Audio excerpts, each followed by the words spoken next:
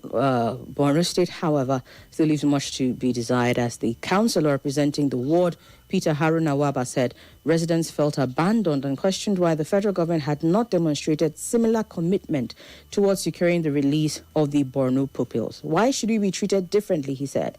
We are Nigerians and we voted for the president. The federal government should treat the abduction of our children with the same seriousness. Governor Zulum cannot do it alone. So yes, this is what is happening. Gabriel, what are your thoughts on this? Because I found it interesting. I mean, when you look at the NUT calling for demonstrations to be had across the country, there's been a response from Lagos. At least these reports show that Lagos, the NUT teachers in Lagos went to the streets, or Ogun State. I think teachers went to the streets as well. But it's seeming like there is a well, going by this report, there's not enough that is happening. There are also reports that in your states, the families, they had two different delegations, apart from what they're calling the high power delegation from the president. There were reports that I think the governor sent some people with rice and cash gifts, which the head of the community, Norire, said they turned back. There was another visit again after that to the same community, Norire, to visit the parents, again with rice and cash gifts. But you're not seeing any of this happening in Borno State. What are your thoughts on this? I mean, first and foremost, it's sad that the Borno people had to come out and say, we are not any less Nigerians. And I mean, obviously, I cannot speak for the government. And we're all seeing as the issues are unfolding, and we are all paying attention together. Perhaps for the government, it's a case of there's been massive, disbursement of money to Borno State in the northeastern part of the country over the last over a decade now, in terms of insurgency, to cater for, there's even a development commission in the northeast, right, that was established just to cater for all of these issues, insurgency and rest of it. Borno State has had, quite some consideration amongst other northeastern states, some consideration in terms of, allocation of revenue and all of that for the sake of developing the ravaged, communities in Borno State. So perhaps that is why such gestures have not been extended to Borno State.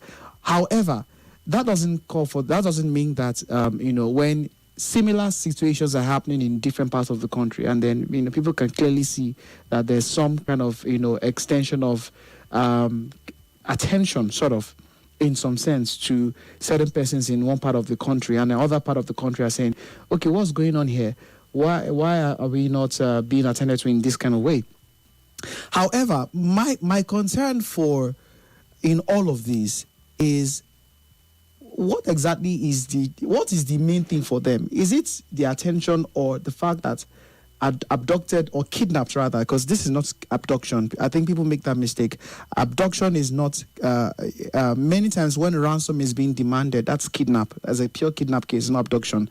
Abduction is when somebody lures a minor or someone of an unsound mind, right, lures the person and seizes the person. That's abduction. But when it becomes forceful or violent, and there's now there's a ransom demanded, that is kidnap case. So, going back to what I was saying, the point of the matter here is this: what we actually need in all of this issue, this is the minor issue. The major issue that has dominated the airwaves since all of these things started, once again, is why do we keep seeing docile reaction from the government over and over again? We in 2014, we had the Chibok schoolgirls situation, right? And everybody made noise. This present administration made noise, milked and juiced that particular incident. All manner of names the then president was called. That this, you are that, or, names that we cannot mention right now on radio, were used for the then president, President Goodluck Ebele Jonathan, at the time, because they said he couldn't secure the nation. They couldn't secure schoolgirls. Now these terrible people, these heinous criminals, reduced the age bracket. What was the average age of the Chibok schoolgirls at the time? It was they were 14, 13, 15, 11, thereabouts. Now we have 4-year-olds in captivity. So, but then again, when we look at this particular issue, the government have come out to say there are a number of reasons why we cannot go guns a-blazing into the reserve forest or your reserve forest to go and, attack these bandits and secure the release, because they're using these children as human shields and all of that. But again, it shouldn't be me, Gabriel Spector, a broadcaster, that would worry. I did not ask the Nigerians to vote for me. So I shouldn't be the one to worry how these children are going to be released, how the teachers are going to. I shouldn't be the one. It shouldn't be you. It shouldn't be the person listening right now on radio. It is not our job, because we did not ask anybody to vote for us. It is the job of the government. And so, as far as this issue is concerned, there is no way the fingers cannot point back to the government that there has been. Listen, for whatever the tactical reasons are, the military actions or whatever it is, the point of the matter remains that the body language has been cold. Now, has there been, visit and all of that? Oh, absolutely. But again, I think where Nigerians are tired is the fact that we have visits, bag of rice. Do you know how insultive? I'd rather, even if they're going to give bag of rice, I'd rather they don't make it public.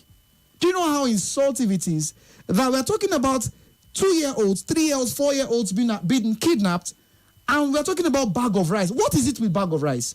Well, also in the Borno case, and I think we had discussed this, earlier on when, light was shown on this particular kidnapping in the state. In Borno State, there was an offer of 10 million naira, apparently. And I remember, we talked about it on the show, and I was like, okay, 10 million naira to who? To the chiefs of the communities where the children were kidnapped. Again, logistics is what they said it was for. But also, I think at that time, what we heard was that the community members turned back the money and said, we want our children back. If at all there is going to be any monetary anything, it should come when they are back. So that also happened. But Senior Advocate of Nigeria, Femi Falana, has also called on President Bola Tinubu to approve the recruitment of 1,000 forest guards for Borno State and dispatch a high-powered federal government delegation, same as they did in Oyo State, to address the growing security challenges in the Northeast. He cited federal government's recent response to the abduction of pupils in Oyo State and said, in view of the fact that not less than 415 abducted school children and other citizens are in the illegal custody of bandits and terrorists in unknown forests in Borno State, President Tinubu should also dispatch a high-powered federal delegation to visit the state in solidarity with the people. I believe he's making reference to this number based on the Ngoshe incident, where you had hundreds of people, women and children included. I did see a report somewhere about the status of that. I know at some point some of the women escaped, but it's not really clear where it stands right now. So, but just saying, that's one of the reasons perhaps why Falana cited that figure. But he said the president should equally do what he's doing in Oyo State, in Borno State as well. And as far as the forest guards specifically, that they must be well-trained and fully equipped to confront the bandits and terrorists. Let's take some calls. We'll come back and talk some more. Hello. Good afternoon. Good afternoon. Welcome. My name is Rosalind. I'm calling from Abacha Barracks. Welcome, Rosalind. It's painful. It's painful what is happening, and it's as in I look at my 2-year-old and I look at my 3-year-old, and I'm just saying, God, how can I sleep with this? And at the end of the day, you're talking about bag of rice, 10 million naira. It's sad. It's sad.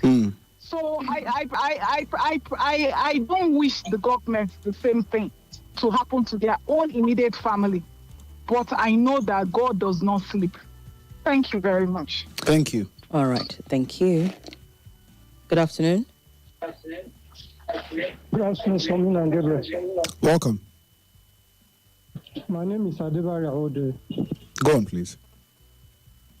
Yeah, I think talking about this issue of insecurity, God bless you, Gabriel. And I love the way you're on program today like a guest, because I always knew you have a lot in your tongue to say. It is your job, Mr. President, The primary duty of any government is to provide security, protection of life and property. Any fucking other duty is secondary. No. We can't do that, please. Please and please. You have to mind your language on the show, sir. This is national radio. You cannot be cursing. I think that was a sleep. Yes. I withdraw that, yeah. Thank you very much. Any government that fails to do that, in fact, assuming we are serious, that we have a House of Assembly that are doing their job, by now somebody should have been impeached. 3 weeks now, and you are sending rice, 10 million. Assuming those communities collect that bag of rice and money, they should just forget those people in the forest. Thank God that they rejected it. And Nigeria, the NUT, the whatsoever that are protesting today, I think it's just too late. By now, both NLC, by now, Nigeria everything's supposed to be done by now. They're supposed to have gone on that strike maybe after 24 hours. And it's being done. And for the people of Borno that are complaining that the level of attention given to your whatsoever, the level of attention, this media noise are not, have they been released? This is how we started counting during Chibok, so. Yeah. That now we are counting 10 years, so. This is with 3. What have they done anything? Have they rescued them? And for this man that we celebrated when he was given a Minister of Defense, I don't know. Is it because this man is now inside Agbada and nothing is working again? This Mr. Musa or something. I can't remember the name now. It's all right, sir. We're jubilating that time. Okay. Oh, thank you. All right. Thank you very much. Hello? The Gabriel Spectre. Welcome. Auntie Somi. Good afternoon, sir. Thank you, my dear sister. I greet all of you. I greet all Nigerians. We're in a morning period. This Adewumi calling. Mr. President, good afternoon. And those who are with you. I know none of you will be happy if any of you children, me, all these things are insult to us, giving us rights when we are crying. Which mouth did you want the mother of the missing child to use to eat the rice? You people have started again, play politics with our life. We will cry to God. We know God is still answering our prayer. By the time this type of thing visit every one of you, it will not be Mr. President. If they kidnap Folashade, I know he will not sleep. Let's assume today is in captivity. Mr. President, you will not sleep. Chief of Army staff will be in the bush. Chief of defense will be in the bush. You have the power. Look at FCDA today as to me. The police, due to the name, they are there with guns to guide Minister of FCD. There was a protest in FCDA. I told somebody, look at it. The same police that they will say they have power. Different weapons is in their hands.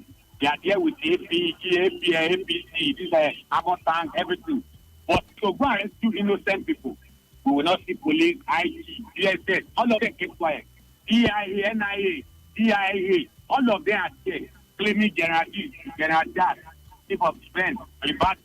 All the traditional rulers, I'm telling you, their hand is dirty. All right. My sister, and Somi, we need to stop one statement. All this allegedly is getting out of hand. If it's allegedly, why is it women telling us that they should go to school? Is it the government that sends you and Gabriel to school?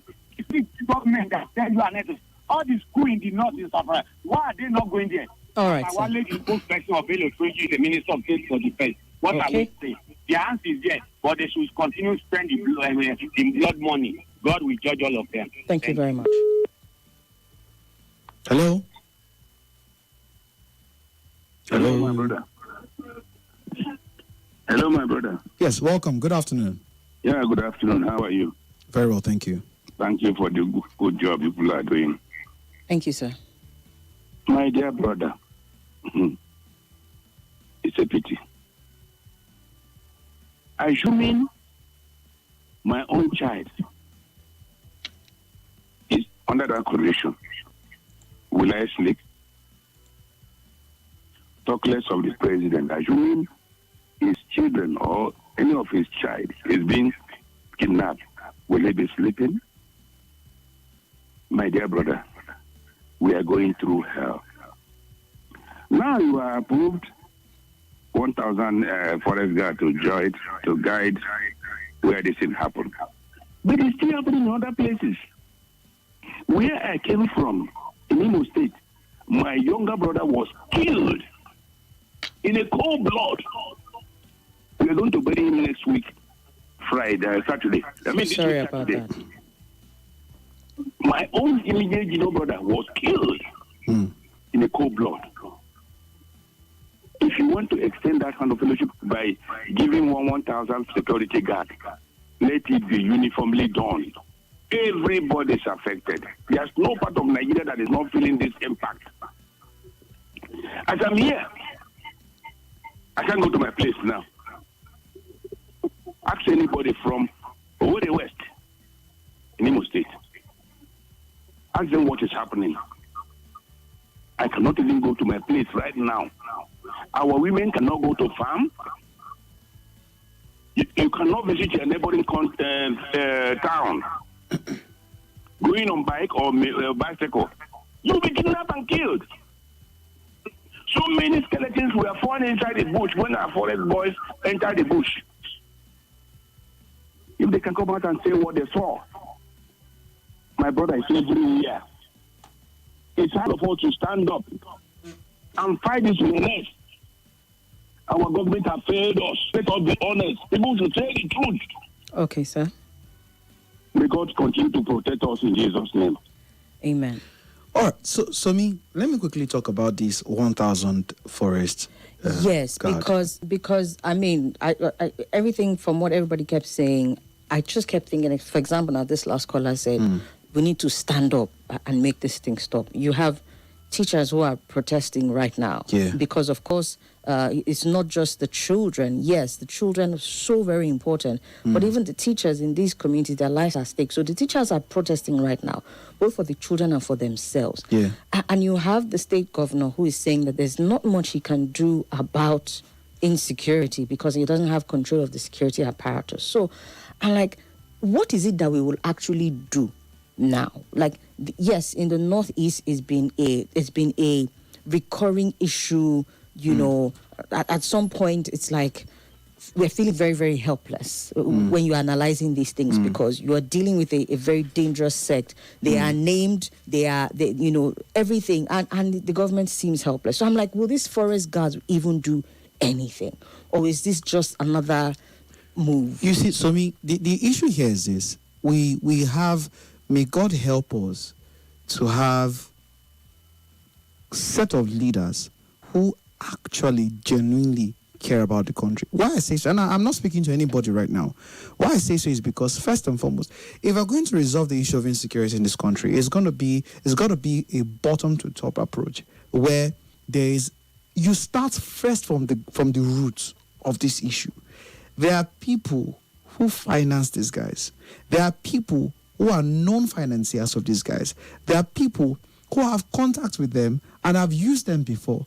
Why are we talking about the bandits now? No, I'm not talking about the bandits. I'm talking about people who are the helms of affairs. I'm talking about people at the top echelon of society. No. You said they have contact with these guys. I'm talking about them. People Which sect are we talking about now? I'm talking about people who are top in society. Yes. Do you understand? Some of them, their names have made it to the public domain before. Nothing has been done about it. First and foremost, there's got to be zero tolerance. If you are in any shape, manner, or form, you are frolicking with bandits, people that cause harm to fellow Nigerians, you should be deemed immediately cleared or are described as an enemy of the state. It's as simple as that. It has got to start from there. All these things. Do you know that in Plateau State, ask people from Plateau State, 1,000 forest guard, whatever it's called, were also deployed. Not deployed. Deployed is not the word. They were given the go ahead. Till now, have they been deployed? Have they been trained? In Plateau State? In Plateau State, yes. So it's a textbook approach. Have they been deployed? Because it's not even as easy as that. Now, you have a one man by name Sunday Igboho in Oyo State. He's asking for clearance for his own private guard. All of these things, somebody said something. He said, if you see Keke Napep on the street, it means that there's a failed transportation system. If you see water tanker on the street, it means there's a failed water system. If you see generators, it means there's a failed electricity system. All of these conversations are happening because the right things to be done to secure Nigerians, they have refused to do it. These people are not as powerful as they sound or seem to be. It is because they have been protected. Ideally, a state should have the monopoly of the use of force, ideally. That is why, in fact, Amotekun had to be a regional thing across the southwestern region. And even Lagos is not exactly buy into it. Osun, Ekiti, Oyo, Ogun. I don't even think I've seen much of it in Ogun State. So the point here is this. Will it really solve? Yes, okay. These guys are locals. They understand the terrain. They understand the communities. They can comb these places better. So drop them into the police force. We're already talking about state police. Some of us have our reservations about state police. But if that will get the job done and secure the lives of Nigerians, let's expedite that process. And not all these things that we are doing, because it will not solve the problem. At the end of the day, if we say, okay, 1,000 forest guards, under whose control? You said the state government. How is that different from state police? And then you now have a difference. So the point here is this. I'm not saying that we need to do everything we can to secure the lives of Nigerians. But the point is this. We mustn't also use that to start another chain of problem. Which is? For example, the process to, what's the word? To make them eligible. There's a particular word I'm trying to use in my head. I can't find it. That process, first and foremost, they need to be cleared either by the State House of Assembly or something. Then there's funding. The same country, states governors are complaining about money. They will start complaining about funding and all of that. Then also, what beyond, if this issue is resolved, are they going to remain in the forest? What are they going to be doing after? I mean, you mentioned Amotekun, so let's talk about that. All right. What's happening even with that? Because you have the same Oyo State governor just a couple of days ago, while visiting the families of the pupils and teachers abducted from the 3 schools, talking about how over 200 operatives from Amotekun have been killed in the fight against insecurity in the state. They're laying down their lives. They're paying the ultimate price. I would think that the Amotekun, for example, outside of the communities, because we've advocated for that as well, say, okay, communities should be the first line of defense, whether it is in Oyo State, whether it's in Borno State. But then you now have a particular uniqueness to the southwestern states that have signed up to Amotekun. And you would think, okay, that's second line of defense. So aren't they active in securing these communities? What is going on there? The same problems Amotekun has. It's the same problem 1,000 forest guard will have to. Because we don't want to do the right things. Many times when I'm traveling from Lagos to Abuja and I'm driving, I see these Amotekun guys. They set up checkpoints begging for 100 naira, just like police. If they're properly funded, look at, if you see the local guns that they have in their hands, are they trained properly? Are they given the right equipment and tools to use to work? Again, the issue has never been setting up a structure. It has been the other issues: funding, training, and genuine willingness from the top. We have military I'm sorry, we have to drag them into this issue. You have military generals who have houses in Maitama and Sokoro, and foot soldiers are arguing, are they paid 100,000? No, it's not 100,000. It's 120,000 naira. No, it's 110,000 naira. Meanwhile, military generals, those who are still in the office, are living in Maitama and Sokoro. Look at the disparity in the same force. I'm not saying that if you grow in rank, you should not show in your lifestyle. That's what I'm saying. My point is, it is clear before the blind, crystal clear, that there is a breakdown in that value chain to ensure that those who are actually fighting the war on the field are properly given the right ammunition, properly catered for, properly. What's the word? I don't know why all this was I didn't. You've pretty much said it. Okay. And all of that. But you mentioned military generals, top brass. So let's quickly look at this second story in the security update so that we can go back to the phone lines. Apparently, a retired general was. You said we should not use abducted. Kidnapped. It's kidnapped. Okay, fine. The news headline says abducted. But yes, a retired general was kidnapped in Katsina State. Major General Rabi Abubakar Batsari, I believe. Yeah. This happened, was that a couple of days ago. Now we're getting reports that the notorious bandit leader who is in charge of this operation that led to his kidnapping, Kachala Mohammed, that name is not new in the insecurity spheres of this country. Kachala Mohammed, who was responsible for this kidnapping, apparently we're getting news now that he has established communication with relatives of the abducted retired senior military officer. And apparently this bandit kingpin operates in parts of Katsina State. And so this man was traveling, I think, with his wife for a wedding.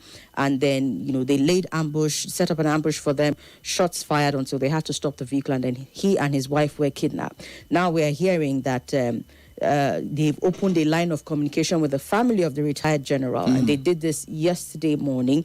A senior local government officer in Batsari, who spoke on condition of anonymity due to security concerns, confirmed to correspondent of Daily Trust that he personally spoke with the abducted officer during the conversation facilitated by the bandit leader. Now, what is even more worrying about this, because you are hearing someone as dangerous in these circles, the Kachala Mohammed himself, now talking about how he has made his demands clear. He's insisting on the release of his own relatives allegedly being held by Nigerian security authorities. There is no talk about a ransom now. They're not doing this for money. They are doing this because they want their own relatives who are in government custody to be released to them. This is what we are hearing. The audacity. Yes. So the effrontery. This just goes to show that, we are in much more than a break. We are in a condition of particular concern because, in some instances, they're targeting soft targets, children, schools, churches, and what have you. And then they are now doing top brass, retired military generals. When they are not completely eliminating them, they're doing things like this. This is happening in Katsina State, and it is showing you how emboldened bandits have become, and also exposing vulnerability of major highways, because this is somebody that he has served, as the family was saying, he served this country, he poured his whole heart into it, and then he goes home, he retires, he goes home, and then he's a victim of this. You see, Somi, we have solidified, we have entrenched the habit of zero value for lives in Nigeria. And that's the honest truth. Zero value for life. If this were to happen in the United States or to happen in the United Kingdom, all hell would have broken loose by now. In fact, whatever the group is, the leader, the financiers, all of them would have been feeling the heat. But I will not be shocked if there's zero response. Maybe there's going to be response. It's not going to be public. I do not know. But again, like I said, the audacity, the effrontery to kidnap, because this is not abduction, this is kidnap a retired major general. Do you know who a major general is? Ask. A major general. Do you know how many years you'd have put in active service to get to the rank of major general before you retire? A major general was kidnapped because they want to secure release of their family member, relatives. You see, we did not just start this thing. It started under President Goodluck Jonathan. Nothing was done. It was politics. This dirty politics our politicians play with the lives of everybody. And I dare say, people can come for me, it doesn't matter. We're talking about, because you look at the numbers. I saw a particular statistics this morning, numbers of people, casualties from terrorism in Nigeria alone. It's staggering. And you look at them and you wonder, what exactly are the problem? Even the military, they are culpable in this issue. They are culpable. You go back to the time of the First Republic, the Second Republic, the Third Republic, and every time there was a break in transmission by the military, and you look at all the coups that happened, the bloody coups, the bloodless coups, it was still, disloyalty within the military rank. When in 1983, if I'm not mistaken, when Muhammadu Buhari became head of state, it was IBB and the likes that plotted the entire thing and installed Buhari, brought him in and installed him. When he was going to be dethroned also, it was still the same IBB. It was within the military rank. So my point exactly is this. There has got to be a total cleansing of the whole. In fact, by now, there should be a state of emergency declared in the security, as far as security of the nation is concerned. A total cleansing from top to bottom. But are we going to see it done? I don't know. You're talking about what? Cleansing of the systems? Of the system. The Nigerian police force, talk about Nigerian police force.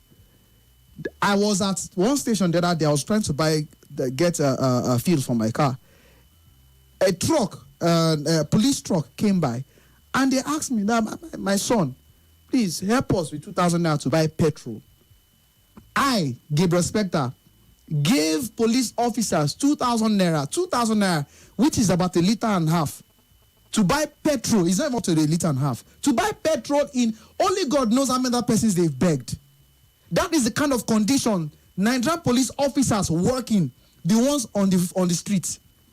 And then you have the ones who are, AIG. I'm not calling anybody's name. But the point here is this: we are running a broken system. So a faulty foundation, and we try to make it a skyscraper. It collapse. All right, let's take some messages, go back to the phone lines. We've still got maybe 2 more stories to go, so we'd like to get through as many of them as possible.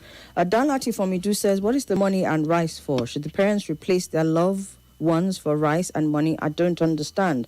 This is terrible. Abdullahi Muhammad Ali says, good afternoon, Nigerian for Radio. Talking about insecurity, I think the government is not ready to fight insecurity, because looking at how they are handling the kidnapped pupils and other Nigerians at the hands of kidnappers, I think Nigerians need to rise up by putting much pressure on them, even if it has to be a protest, because nobody is safe any longer. Good afternoon, everyone. When is it going to occur to everyone that this insecurity will persist irrespective of who is the president?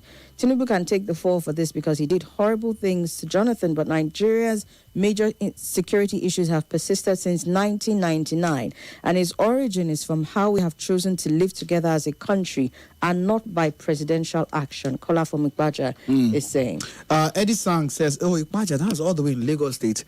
Eddie Sang says the primary reason why government exists is the protection of lives and properties of citizens. The school's abduction in Nigeria is like watching African magic. In 2014, those who were called Gen Zs, I think were just being born. Either they were just being born or, they were teenagers, young, maybe early teens, young teens or thereabouts.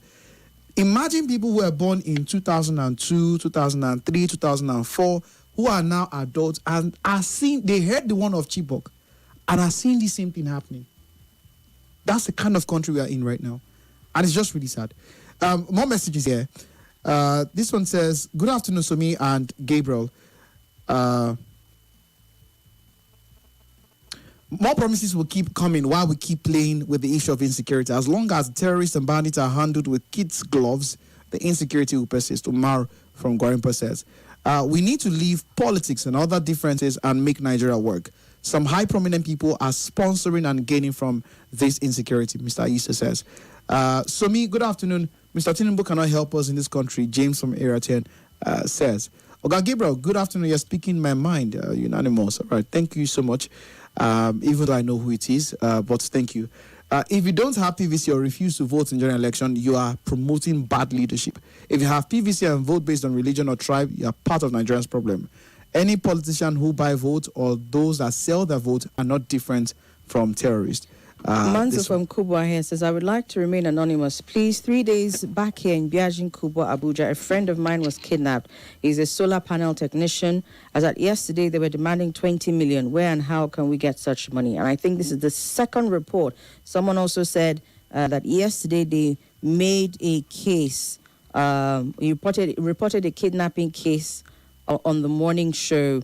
Let me see if I can find it. A friend was kidnapped just last night around Biajin Accra. So I think it's probably the same person. Right in his house, this message says, they left his wife and 2 kids behind, but took my friend. Name also mentioned. Nigeria government, which way are we headed? This has to stop. So this is just going to show by these 2 reports alone that this is constantly, gradually, yet surely inching closer to home. And so when we're having these conversations, it's not just, call out the government, is to say, what really and truly can we start doing even now? This person who seems to have been reported as having been kidnapped by 2 different people on this show, it just goes to show that there is a huge problem. But even if we were to deal with this one, Gabriel, one person reported, we have a name, but what is the right channel to pursue this? Like, what can we do right now for these people who have reported this person? The police in that division. Have they reported the issue? It's not to report to a radio station. Have they contacted the police in that division, in that area? Because even if you do, we cannot report it here. It's got to be police in that axis that attends to the matter straight. I mean, you should not have wasted time. If you haven't reported to the police, I think that's very wrong. Go ahead and report the case to the police or make a statement there. Okay, so please, for the two people who have sent in this report about this kidnapping, it does seem to be the same person. Make your case at the police station, and then we'll see if we can do like a push on this end to say, are the police doing anything about it? Is there any information? Have they been able to track his SIM or whatever it was that they had on him, that we can help push that conversation here? Okay, let's take some calls. We still have messages. We'll take them as well. Hello? Hello? Welcome. Good afternoon to me. Yes, good afternoon. Yeah. Gabriel, well done, sir. Thank you. Yeah, my name is CJ Gabriel. Gabriel, this adoption, it did not start today, Gabriel. And this may seem like it's heading to the south. And south is to be everything possible to be vigilant. Gabriel, this thing will not stop now and it's not started today, Gabriel. Gabriel, please, you people media should ask the president face to face what is wrong to him to meet Tinubu face to face or Netanyahu. This is what is disturbing the whole world. Please, you people should make anything possible to tender any letter, public letter to President Tinubu. If he did that a drug of a problem that made him, he should beg the U.S.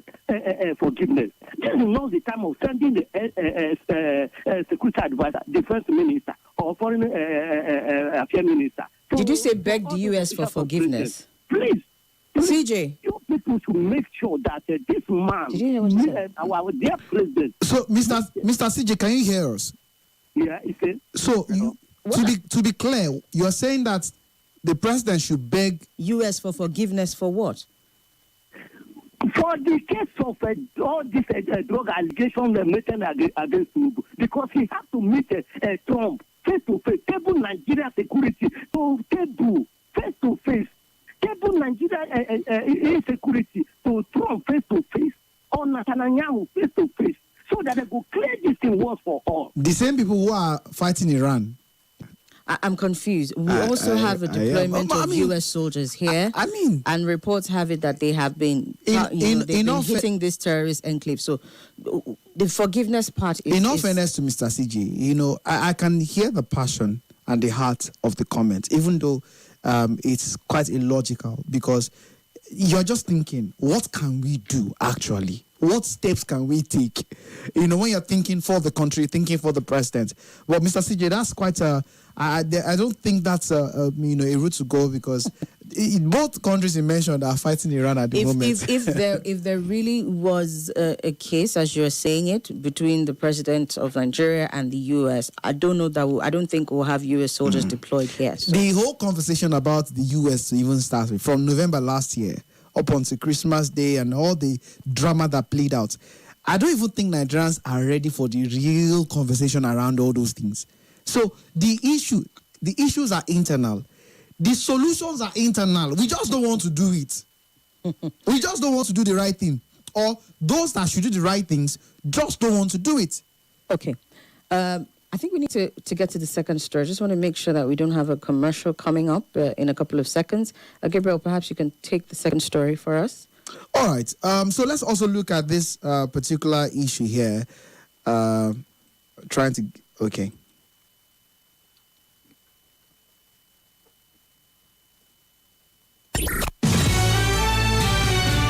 This is Hard Facts. Hard Facts. On 95.1 Nigeria Info.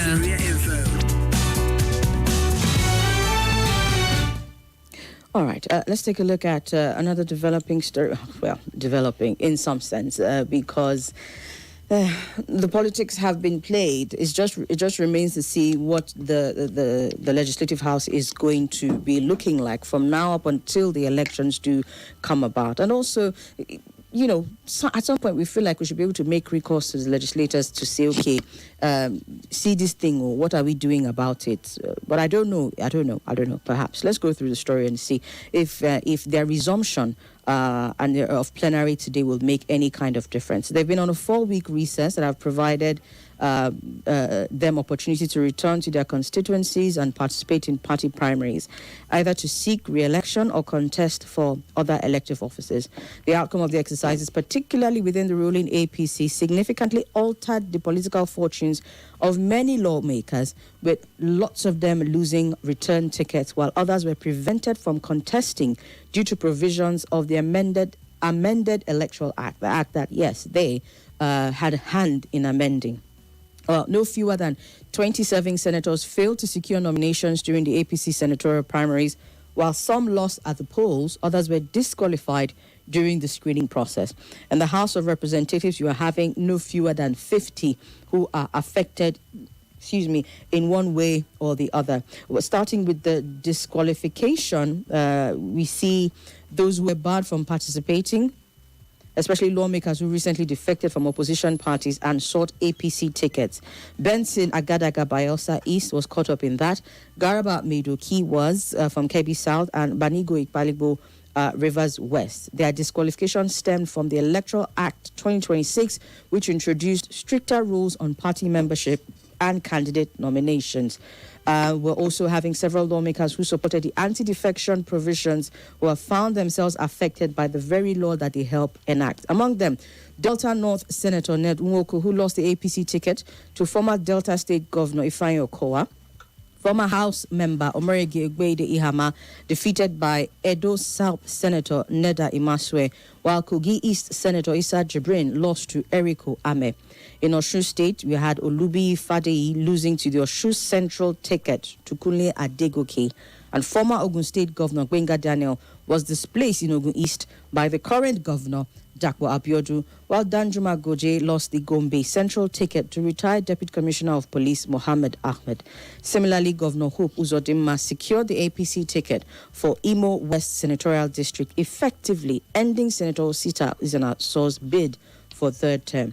Well, despite all of this, there were lots of senators who secured return tickets. Of course, we know Senate President Godswill Akpabio made the list. Barao Jibrin made the list. Senate leader Kwemi Bamidele, as well as Kaka Lawson, Tahir Monguno, Ali Ndume, and former Senate President Ahmed Lawan. Lots of all of these people returning. The question for those who have returned and those who didn't secure their tickets but had to resume plenary today is, what is going to happen to our lawmaking between now and when the elections come up? They are seeing there are some political implications. Some people say those who expected to get tickets but didn't get tickets. It remains to be seen what the political atmosphere within both chambers is going to be like, because many legislators are now aware that their parliamentary careers will very well end come 2027. Attention will focus on whether the outcome of the primaries influences legislative debates, voting patterns, and relations between the executive and legislature, or perhaps we're going to see whether those who remain loyal to party leadership, whether it's going to make any difference in terms of their lawmaking. We'll have a conversation about that after the news, which is coming up in a couple of seconds. Stay with us. We'll be right back.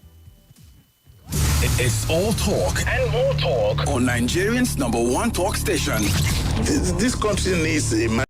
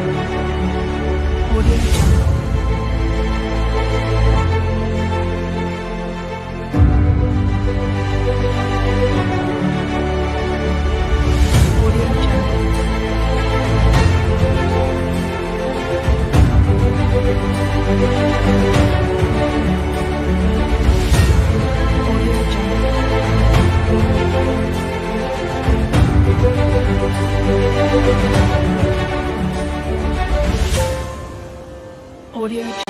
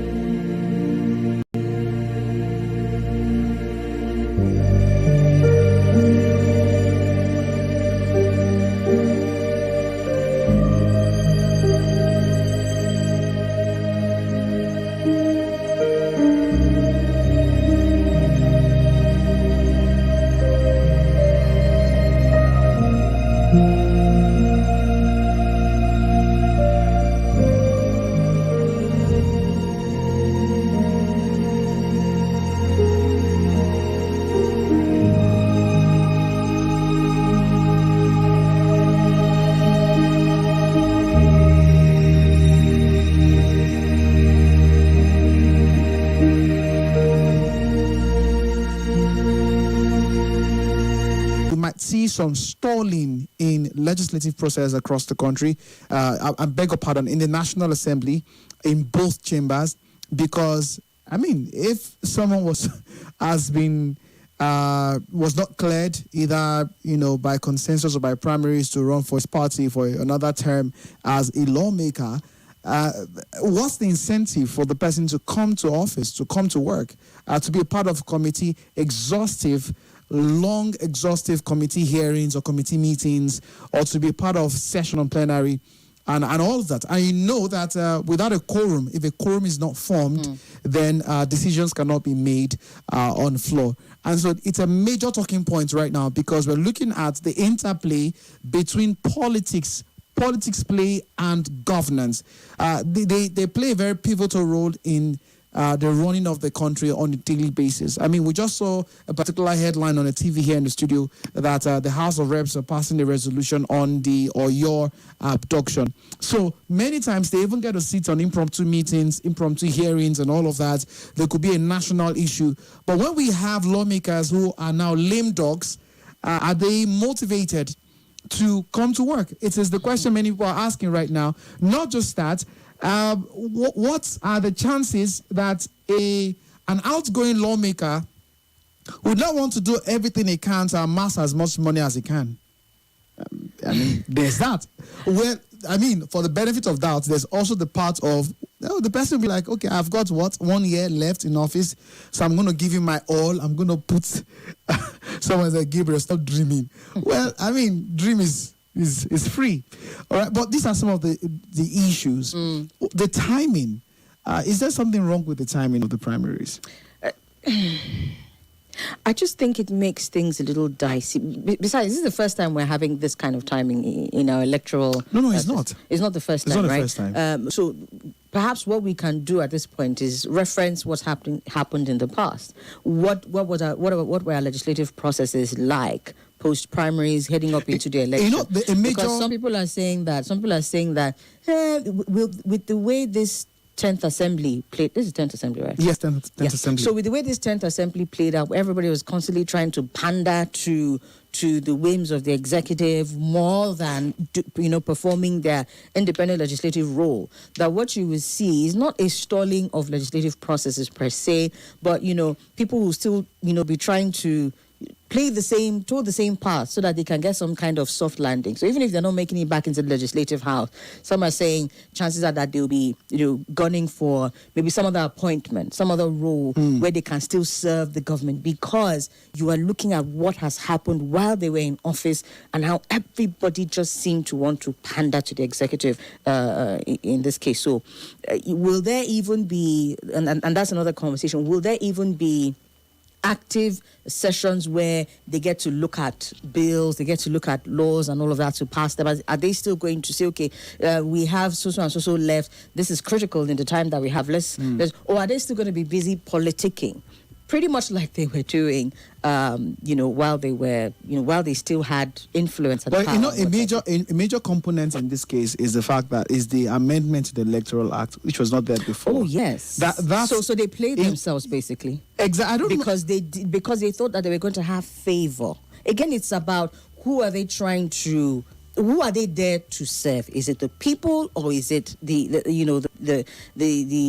because there are people on both ends. So are they there to serve the Nigerian populace, or who they were elected to represent? Or were they there to serve the whims of the executive, and the people who put them in power from the top? Not from the bottom, because you could say that both parties played a role, top and bottom, to get these people into office. Right. So it is what you've seen them do while they had all of that influence, had all of that power, that would determine what the rest of the months of legislative processes will look like. But Nigerians, are you expecting much from the legislators in the House? I think that's the question right now. Do you think that Nigerian legislators, our senators, our House of Reps members, those especially who are now lame dogs, who are not coming back to office, they cannot run because they lost out on primaries, what should be their body language? Do you think that they're going to show up to work as they should, as they ought to, or you think that that is if you are from such a constituent that the lawmaker representing you right now lost out maybe for the next 1 year, say no presence for us, nothing, which is going to be really sad, because it means that already, I remember one of the times we had Dr. Majid in his studio, and he was talking about the fact that already as it is right now, you go to the National Assembly, you can't even access some lawmakers. They are inaccessible. For whatever reason, their offices are locked and all of that. Now, imagine for the ones that have not been able to secure a ticket back into office. I can just imagine what's going to happen to them right now. So it's really something that we need to really look at and see, because at every turn and every bend we make as a nation, as far as our governance and political process is concerned, is an avenue to learn And the sad part is that many times from history, we don't learn the right things and we don't correct our mistakes. So are we starting a new trend now? Because now everybody's like, okay, the next lawmaker who narrowly was able to get in is now looking, oh, so this is the game. And they're now beginning to permutate. Because an average Nigerian has zero trust for the lawmakers, for the politicians. An average Nigerian, zero trust. Do we trust these guys to actually do things in our favor? That's the question we're asking right now. So let's go to the phone lines and see if we can answer it. 009-597-4869 or on WhatsApp 009-993-0137. And if I might add as an addendum, if, for example, these ones who still have a couple months to go, whether they are in or out come 2027, if they are not living up to what it is that they were put there to do, what is the process for them? Because who says, I mean, you made a comment about, oh, perhaps I can use this, some of them, I don't want to see all of them will play that card of, make a just chop clean mouths, they go. Make sure that I'm set, for until the next political appointment or whatever. It's possible that some of them are actually having conversations and saying, okay, I had this pending on my list, this bill, that will actually do something for the lives of the people in my constituency. So it's possible that some of them are, looking at it and saying, let me tidy up, let me clean house and all of that. But it takes the entire structure of the National Assembly to work to be able to get some of those things. It takes a lot of discipline. So what are you expecting? It takes a lot of discipline for an outgoing lawmaker to say, okay, I'm not going to come back. I cannot contest for the next election, but I'm going to do all I can to give my people it takes a lot of discipline. Do our lawmakers have this kind of discipline? Let's find out. Hello. Sorry about that. Good afternoon. Yeah, good afternoon, Somi. Welcome. Good afternoon, Gabriel, the finest. Welcome. My name is Emeka. What I want to talk about, and what I've constantly talked about today, is about this our kids. Our kids. It's not I may not have a child yet or a friend child yet, but they are Nigerians like me. So I feel for them. It's an insult and the accessibility of their parents for you to begin to give them rice or money or whatever. They are not hungry. Their problem is not hunger, at least for now. The problem is look for solution. And the intention of the federal government led by the IGP, the advisor, security advisor, when they didn't even meet the governor. Why would they still continue to look in politics now that this life of these children are at risk? Why not set aside politics? They school them after that you can go back to your politics. You know that this is a political change here. Of course, nobody wants to look with politics. And then the governors, they keep saying they're not the chief security officer of the state. Their hands are tied. Each some of them receives 500 million monthly as a security vote, some even more. They will not have anything to the right for to do this thing. But whenever it comes to go and lock that place, you pull down this one, lock down that, you see 100 policemen everywhere. But they don't have the right. Emeka, your network is it's a bit touch and go there. But I think we got the most of what you said. But I think that's where we have to leave it. Hello. Hello, good afternoon, Auntie Somi. Good afternoon, welcome.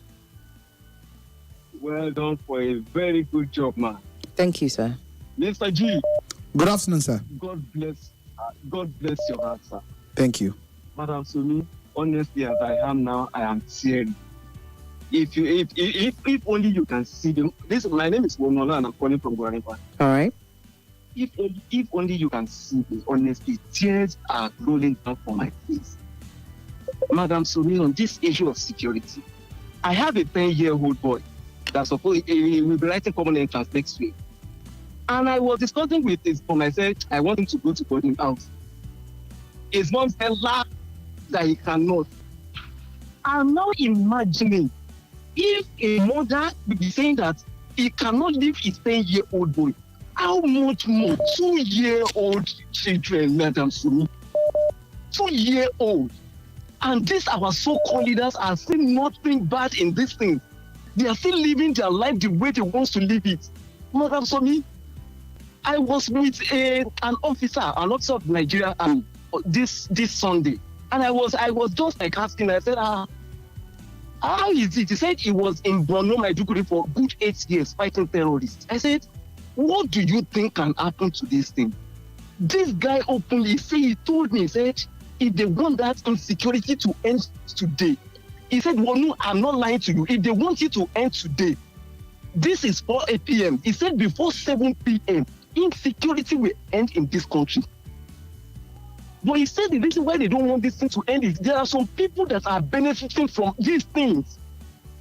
If they want this thing and these people will not benefit again and they don't want it to end, that's why they are benefiting from it, they are gaining from it, they are cashing it. And our government are not seeing they know these people. They know them. What will it cost them to go after these people? Sheikh Gumi will come out plainly and they will be saying all manner of things.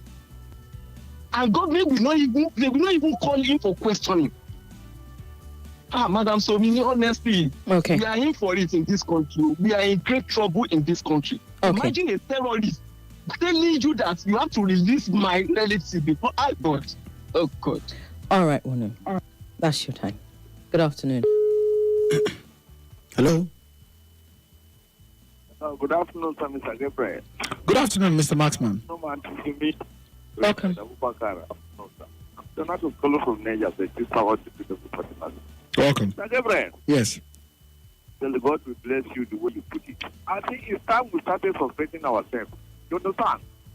Some people campaign against insecurity in 2015. You understand? They campaign against it. And today you cannot fight it. You understand? Children are being kidnapped. Governor is telling you that his hand is being tied. Okay, lose your hand if you are going to that seat. Understand? And for the people that lose, that is the best for them. If you check, these are the people that they come from another party to another party. You understand? How do you feel that they are going to give you that state?